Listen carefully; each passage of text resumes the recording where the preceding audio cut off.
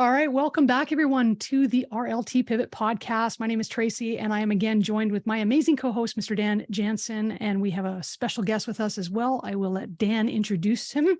So, Dan, how's it going? It is going awesome. Good to be back on another episode of the Real Life Trading Pivot Podcast. Like you said, special guest today, we've got Anmol Singh from Live Traders, also the author of Prepping for Success. Anmol, how are you? I'm doing great. Thanks for having me. Looking forward to chatting with you. Awesome. So tell us, before we get into everything, tell us a little bit about yourself and kind of what led you to being here on the Pivot. Your entire journey has really just been to lead to the Pivot Podcast. That's pretty much it. But let us. How did you get here? What is your background, and tell us a little bit about yourself. Yeah, definitely. So I started trading when I was 18, and basically that's all I've ever done. I've never really had a job or even internship for that matter. It's mostly been involved in the trading market since I was 18, on my 13th year now. So I primarily trade stocks and options, both as a short-term trader as well as an investor. So that's kind of my involvement with the trading world. But apart from that, I'm also angel investor in a few different startup companies. And as you mentioned, the book Prepping for Success. And just been curious about the market since college. I couldn't actually find a job. Like I tried getting one and just no success. So I said, okay, I can't rely on anybody. I got to take control in my own hands. Yeah. Oddly enough, even if you get a job somewhere, you still probably have to rely on yourself. So 100%, it's not like 50 years ago where you find that job and that's your career and life. It's different now. So. Yeah, awesome. Totally. I'm glad I didn't find it because I'd probably still be there otherwise. So how did you find it though? Like if you didn't find a job, what actually led you to the markets? Yeah, so I was always an introvert in college. Just substituted Xbox for, I guess, the computer for trading. That's all that really changed. So when I was in my dorm room and I couldn't find a job, saw all my friends getting like really, really good jobs. So I kind of just went online and just researching what are things that I can do while I'm just in my computer, in my dorm room. So I looked at it, and just like everybody else, you read a lot of books, you watch a lot of videos, you might take online courses and webinars and things of that nature until I finally found the guy who was my mentor. So I paid him whatever it was taken at that time. I took him under his wing, started trading for them. He was part of a prop firm in New York. So eventually I started trading their money in exchange for a percentage of profits. And did that for about 5 years and eventually just started to go off on my own. Wow. Now you said something right there that actually kind of surprises me for someone that would be 18 years of age, is that you actually paid somebody. You knew at that age that was the thing to do. And I think that's a huge component to a person's success, is being willing to actually hire coaches and mentors and find those individuals and learn from them. So that's something that's actually kind of cool. Where'd you learn that? Was that just something that's innate to you, or was that something that your parents taught you? Like where'd that come from? I think it's just trial and error. I did go through a lot of people to find the right person to coach me because, with marketing, that's something that I didn't know, that there's marketing and then there's trading. There's two separate things. Yep. And I kind of got caught up in the hype of, those newsletters that you get when I started on. But then after going through my journey of losing money pretty much the whole first year, then I finally saved up enough money. I was, in fact, believe it or not, writing articles for Motley Fool while in my dorm room, and they used to pay $1,000 an article at that time. So for an 18-year-old getting $1,000 an article, I would just write 10 of them, So you get the money, and then I use that money to pay, to take a course at the prop firm. That's great. Such good habits at a young age. That's awesome. Now, this episode, we're going to be focusing on, figuring out your why. And as we mentioned earlier, that you are the author of Prepping for Success. And by the sounds of it, you've got some great habits already in place at a young age that has led to your success. So, where does a person start with trying to figure out actually, let's start here. Why is it even important to know your why? Totally. So, if you don't know the purpose, like if you don't have the vision, you don't have the mission, and you don't have like that North Star or your why, and you don't have a deep enough reason for why you're doing it, then what tends to happen is we get quick momentum, but then as soon as it gets tough and you don't have that purpose, you're going to give up, you're going to quit.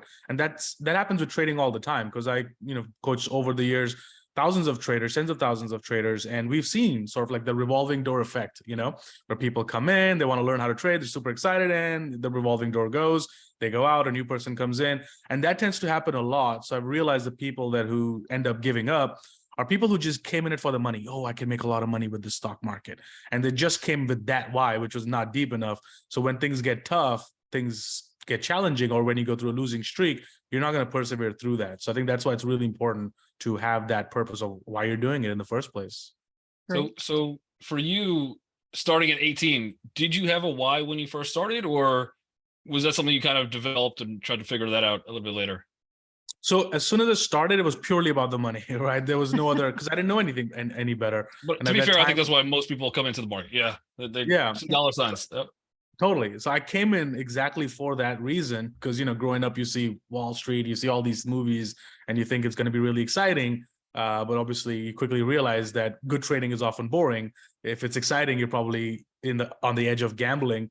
So for me, initially, I didn't have the why. But then as I went through the tougher times, and there was many times early in my career, I looked at myself in the mirror, said, is this it? Like, should I continue? Should I give up? And many times I thought about quitting. And that's kind of why I said, okay, I haven't given it my all though. I haven't given it my 100%. I'm not even holding trades as per my trading plan. I'm getting out of them too soon. So it's not the market, it's kind of me. And then I had to dig deep and figure out, okay, what am I trying to do here? Why am I doing it? So for me, most of it came from, early on being an introvert and being kind of, you get a little anxious when you're going to this, working with a big company, or you have colleagues, or you have all these office politics. I just didn't want to deal with any of that.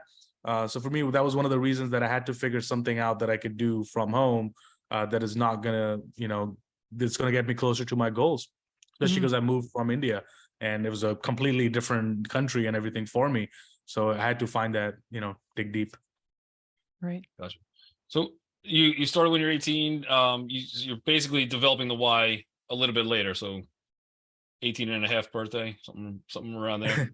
I would say around like 19-ish, after my first year, because first year is you just think you can follow a newsletter and make a lot of money. It's not going to work like that. And then 19-ish, when I started, like really, when I worked with my mentor, and then we're like, okay, what are we doing here? What are we trying to do? What's our long-term goal? And why trading?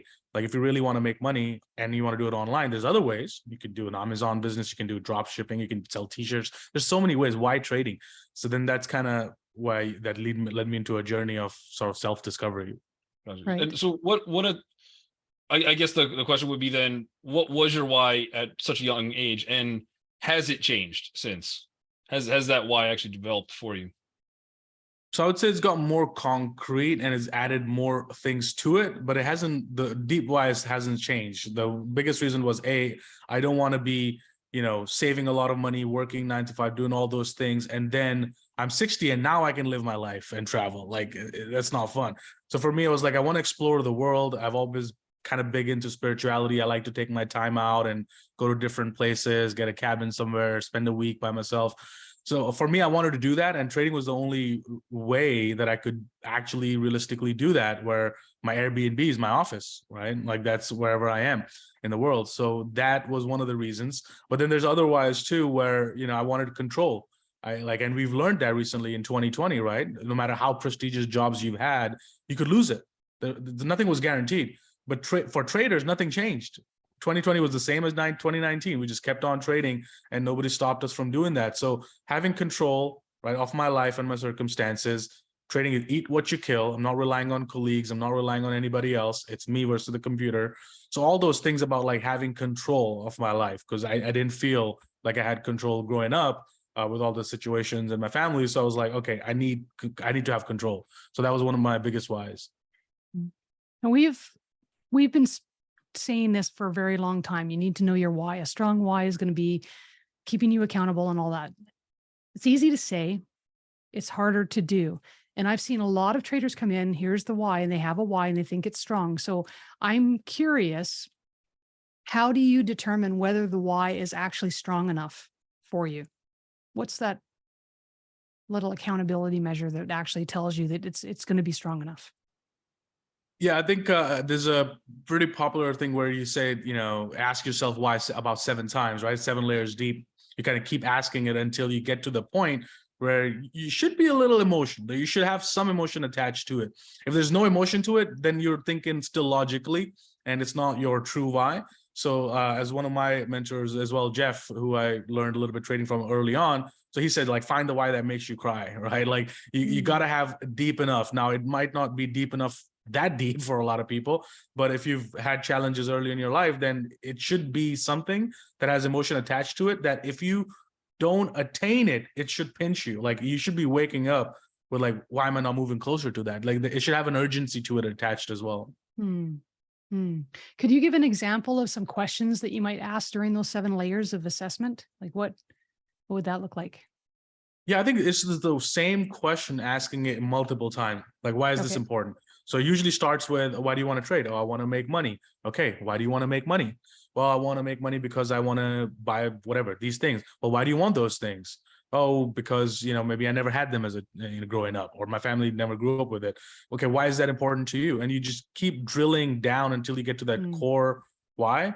And that will be kind of the truest why. And usually it's about the 7th question that research has shown that's the one that really gets to the point. Because when you dig deep, when you eliminate and peel out the layers of the onion, and you keep asking yourself the question, it'll usually come down to something that you perceive that you missed early in your life, and you wanting to control that, or maybe you saw something or in a circumstance, maybe in your family, and you just want to move away from that. You don't want that. And that's usually what it is for most people. That's very cool. That's great. I love that. Thank you for that example. So with I think you said a common phrase that I hear from a lot of traders. I've been through it too, where you go, really, is the market for me? You have a bad day, a bad week, a bad month, whatever the case, and you're down on yourself, right? Oftentimes we could look at the why and say, yeah, it's positive to have the why, it keeps you in the game. But I could also see the why being a negative too, right? So if you're saying, hey, I want to achieve XYZ, this is my why, right? And you have that bad day, bad week, bad month, right? You're like, man, I'm not accomplishing, I'm not getting, maybe there's something else that could get me closer to that goal, right? Was that your experience? And if not, I mean, you came back, you're obviously still in the game. What was it for you that took the why? You have this one destination of like, this is what I'm doing, but yeah, there could be multiple roads to get there. What kept you on this road to remain in the game? Yeah, I did morph and change my trading over time.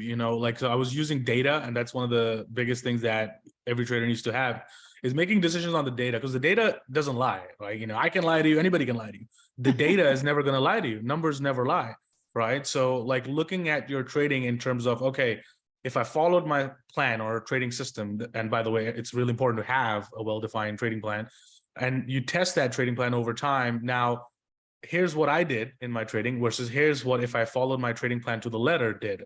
Now, if you're deviating from the trading plan, then all this, you can talk about the why, you can have the vision, but if you're not doing what's needed to be done, you're not going to get the results.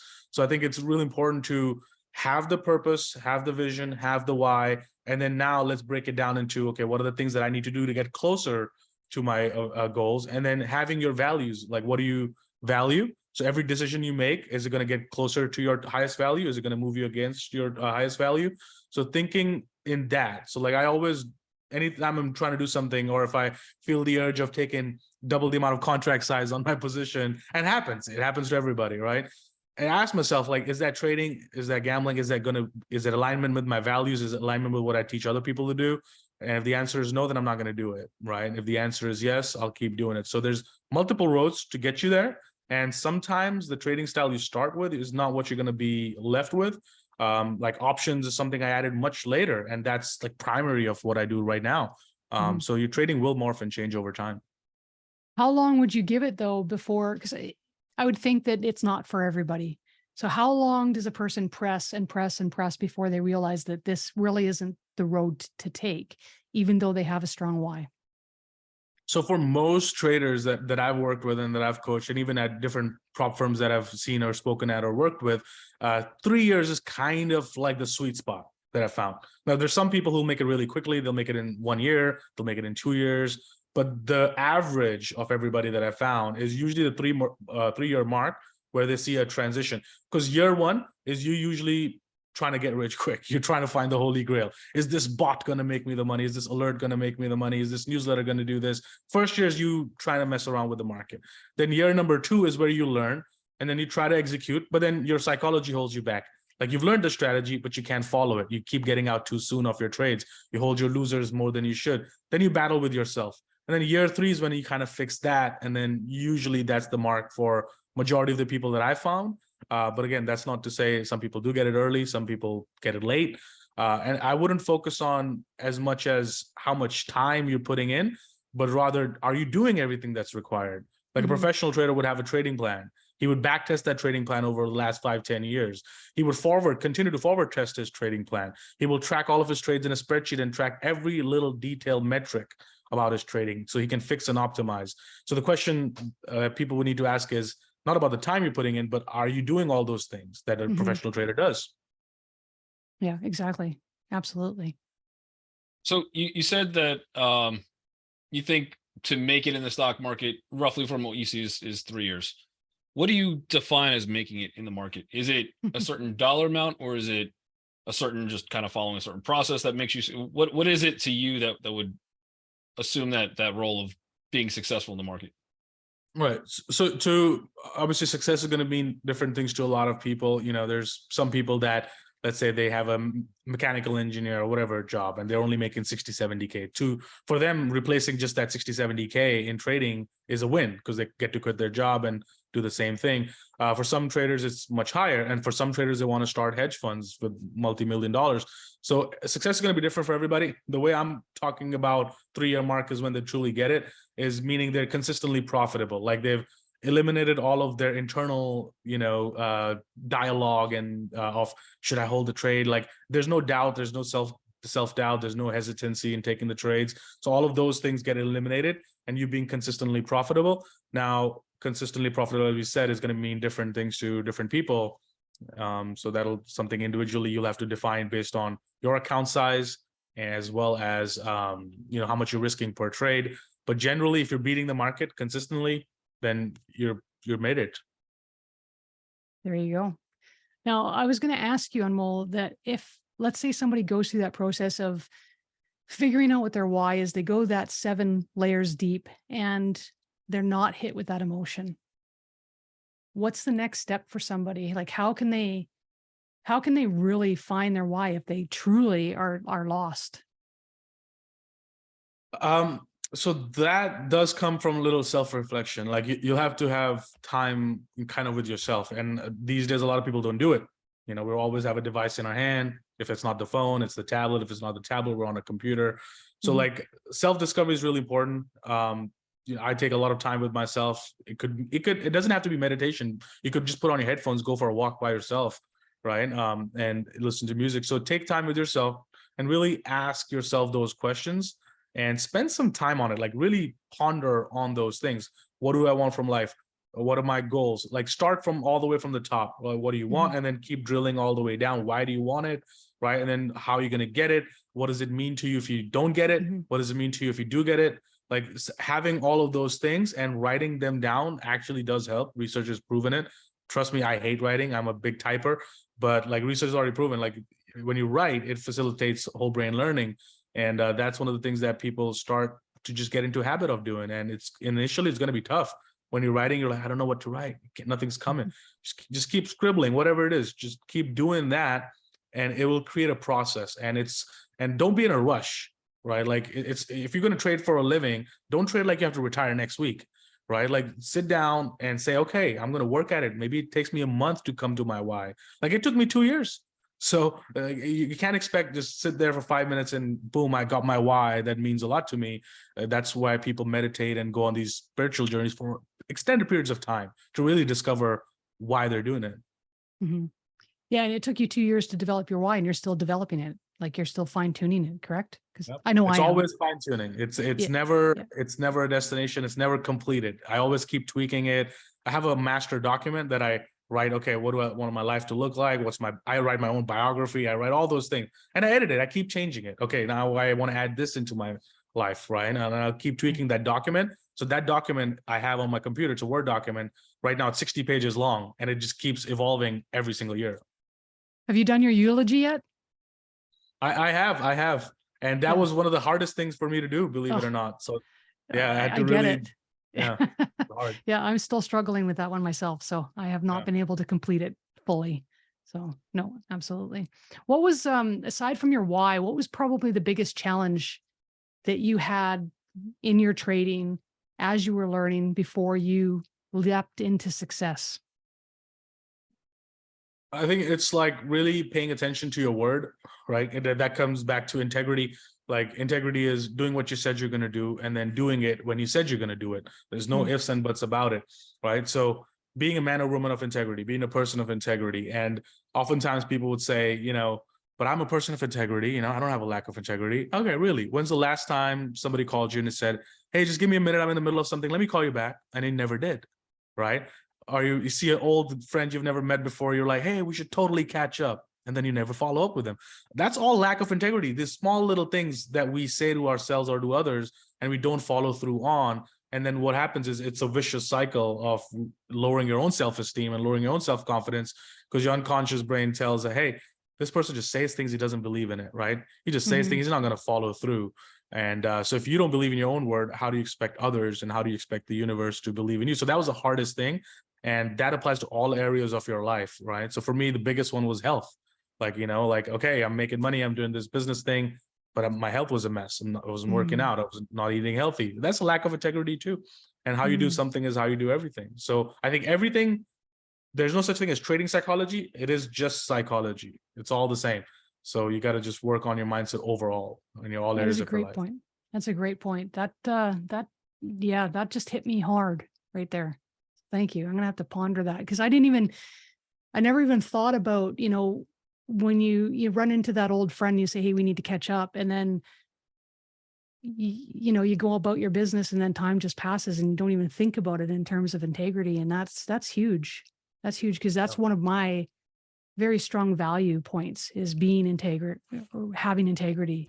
So I have to revisit that so thank you.